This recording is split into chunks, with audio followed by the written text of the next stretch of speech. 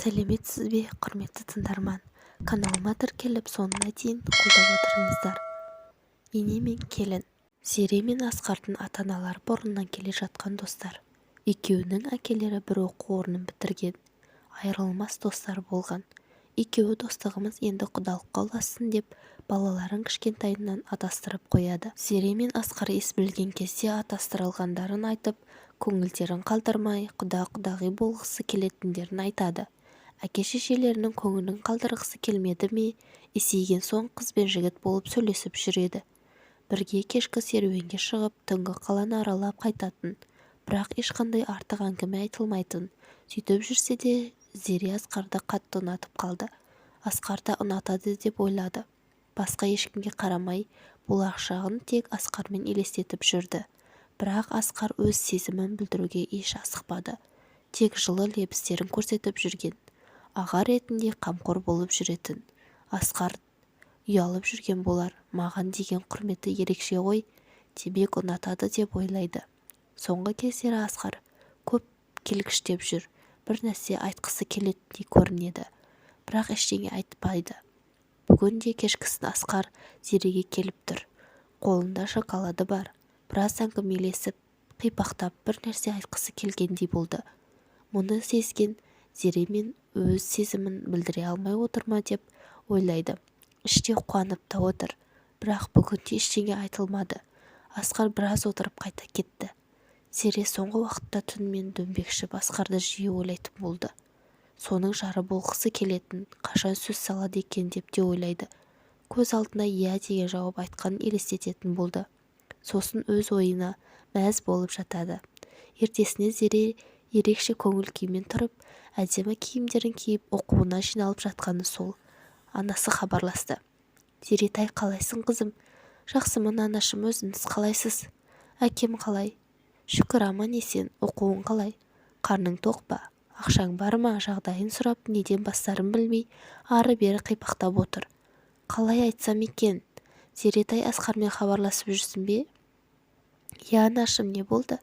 Жай сұрап жатқаным ғой, негізі былай ғой қызым. Енді саған не айтарымды білмей отырмын. Кеше Асқар үйленіп кетіпті. Саған ештеңе айтпап па? Деді. Зеренің бірденен түрі өзгеріп кетті. Қашан? Кеше ғана келіп кетті кешкісін. Үйленетінін айтпады ғой. Білмеймін, үйіне айтпай кеше өзімен бірге оқитын қызды апарып жақсы көретін қызым деп.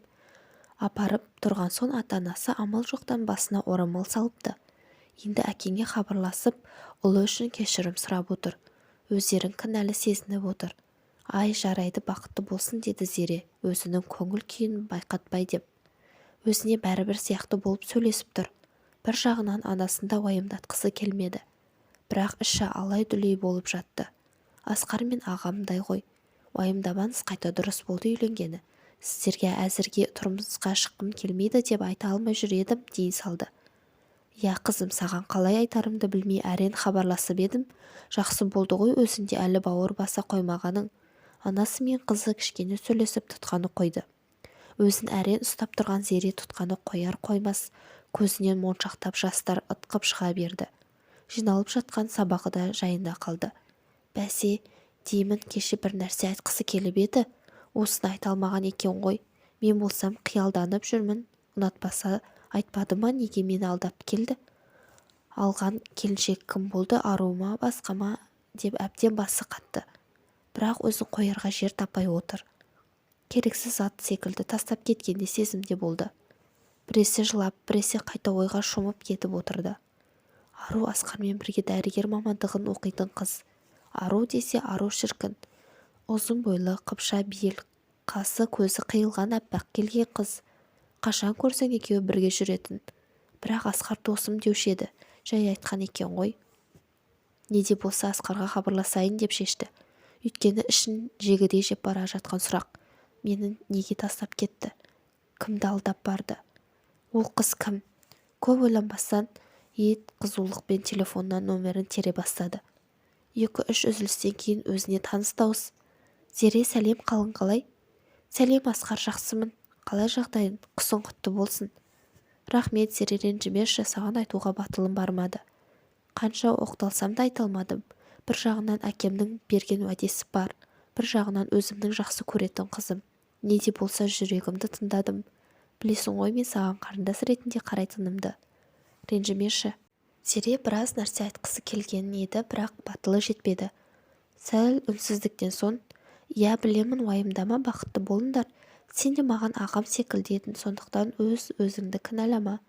Жеңешем кім болды сонымен?» дейді. Ару бірге оқитын.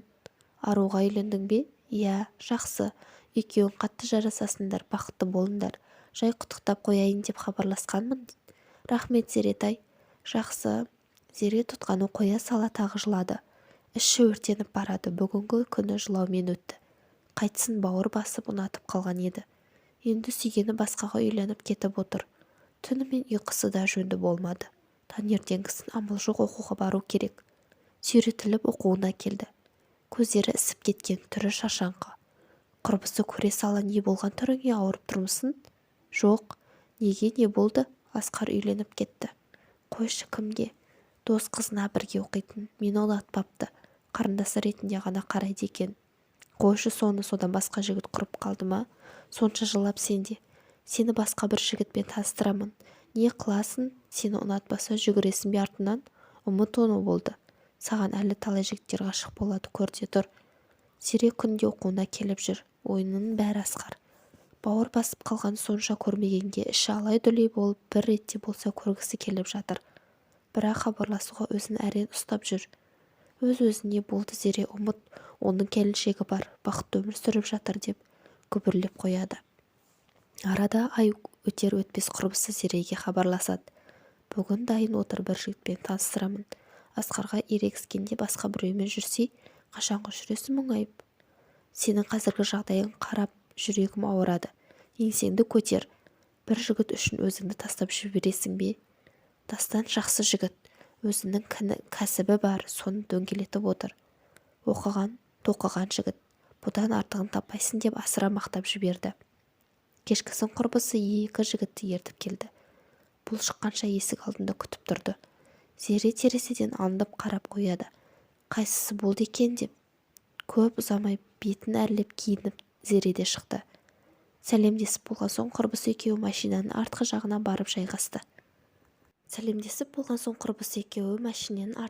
барып жайғасты. Қаланың қақ ортасына жақсы бір кафеге келді.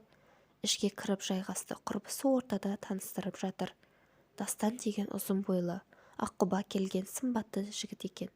Қасындағы Дастанның жолдасы Ғабит. Дастан бір қарағанда көз тоярлықтай жігіт, бірақ бәрібір Асқарға жетпейтін сияқты. Әңгімелесіп отырып, Дастанға көзі түсіп кетіп еді, Зереге қарап отыр екен. Сынап отырғандай қарап отырды. Қайтқанша көз алмай отырғанын сезді.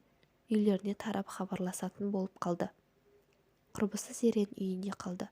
Екеуі үйге кіре сала әңгімесін айтып жатыр. Құрбысы қалай екен, ұнады ма? Бір қарағанда жақсы сияқты. Жақсы болғанды қандай? Бұдан артығын таппайсың. Бұл үйленетін жігіт, сондықтан асығыс. Ертерек жауабыңды айтуың керек. Сені ұнатып отырған анық, барғаннан қайтқанға дейін саған қарап отырды. Зере ойланып отыр, не істесем болады. Ерте емес пе дейді. Бір жағынан Асқардың бұны тастап кеткені есіне түссе ашуланып кетеді. Не де болса көремін, егер үйленемін десе кете беремін. Мені қалып кетті деп ойламасын, одан да жақсы байып жігітке шығыпты деп ойласын деп асығыс шешім қабылдап отыр. Ертесіне Дастан хабарласты. Кешке келетінін, айтатын сөзі барын айтты. Айтқан уақытында Дастан келді. Екеуі саябаққа барып оңашадан әңгімелесіп отыр. Үйленетінін ұнатып қалғанын айтып отыр. Ұзақ уақыт жүрмей үйленгісі бар. Енді Зеренің жауабын білмекші болып келген екен. Асқарға ерегісіп жарайды деген жауабын сол жерде беріп жіберді. Өзі де қалай тез болып кеткенін білмей қалды. Араға 3 күн салып Зере тұрмысқа шығып кетті. Алып қашып барды, тек өзінің келісімен. Барған жері бай қуатты отбасы екен. Атасы жақсы кісі, бірақ анасы түрі сұстылау келген өзге ұлттан екен.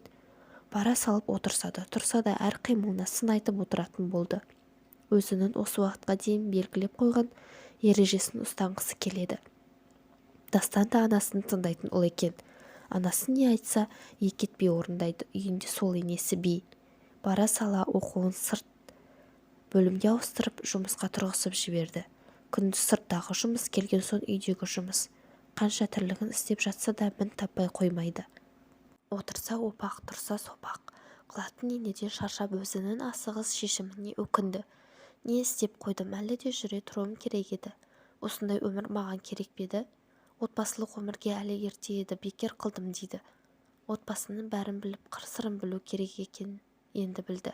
Бірақ Дастан жақсы жігіт еді. Зереге өзінің қолдауын білдіріп отырады. Тек Дастан үшін шыдап үндеместен жүре берді. Бірақ Дастан анасына сөйлеуге бата алмайды. Зере де соның қатарына қосылды. Әбден басылып еш үндемей жүре беретін болды. Тұрмысқа шыққанына да 5 жыл өтті. Қатарына 2 ұл босанды. Онда да енесі сөйлеуін қояр емес. Ананы жаса, мынаны жаса, болмаса үйтпе, бүйтпе деп отырады. Өз еркімен өмір сүре алмай қалды. Шыдамы таусылған Зере әбден іші толып жарылайын деп жүр. Кезекті бір айқайда Зере қарап қалмады. Сөйлей берген енесіне айқайлап шықты. Осы уақытқа дейін үндемедім, қояр дедім. Тіл табысып кетерміз дедім. Бірақ сөйлеуіңізді қоймадыңыз ғой. Не істесем де жақпадым сізге. Қандай келін керек айтыңызшы. Одан да қоя салайын. Дастанмен ажырасамын. Өзіңізге жағатын келін алып алыңыз. Болды, мен кетемін деп киімдерін жинап кетті де қалды. Қалаға келіп, ағасының үйінде біраз уақыт жүрді. Сосын бөлек пәтер жалдап тұрды. Дастан хабарласып үйге келуін өтініп еді. Бармаймын болды, менің қадірімді білсін деді. Анаңмен тұра алмаймын. Мен ауру болатын болдым, түсін деді. Содан кейін хабарласқан, іздеп келген ешкім болмады.